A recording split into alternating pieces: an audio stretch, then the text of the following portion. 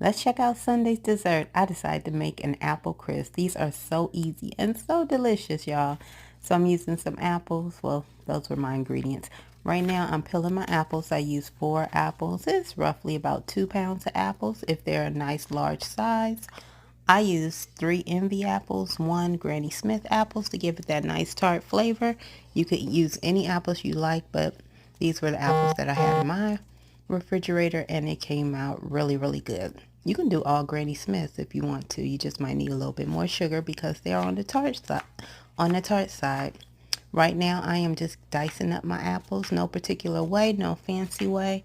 Just want to give them a nice dice, about an inch. Never mind the inch. Just cut them into bite-sized square pieces. They're going to vary depending on, this was a rough chop. They don't have to be perfect. They're all going to cook just the same. I went ahead and put my diced apples into my dish. This is my casserole dish. And I'm adding a little bit of orange zest and lemon zest. These are optional. I had them on hand. It does enhance the flavor nicely. So if you have just an orange or a lemon, give it a little extra citrus flavor. Just go ahead and put about a half a teaspoon, a quarter teaspoon of zest in there. And along with that, I'm going to add in a 1/4 cup of sugar. Now, depending on how sweet your apples are,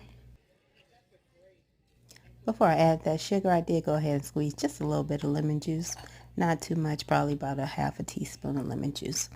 Now, we're adding in that 1/4 cup of sugar. Depending on how sweet the apples are, you may need more, you may need less. The Envy apples are very sweet. The Granny Smith apple is tart, so that's why I didn't need too much sugar. If you're doing all tart apples, I would take it up to about a third cup of sugar.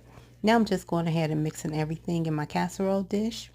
These are the dry ingredients. That's that crisp that's going on top, like that strudel. We have some butter, we have brown sugar, we have flour, and some oats. Mixing that all in my food processor, and then we're going to go from there. No worries if you don't have a food processor. This can definitely be done by hand, or just if you have like a stand mixer. You just want to make sure your butter is kind of at room temperature to make it a lot easier. Now I'm just going ahead and dabbing my crisp on top of the apples, and they're getting ready to go in the oven. My oven is 350 for about 45 minutes. Ah, look at that crisp. It is out the oven faster than I can even give the whole recipe, but it was delicious, y'all. So after about 45 minutes, there is the apple crisp, Sunday's dessert. And guess what? I added some a la mode. We got to do the vanilla ice cream and a little bit of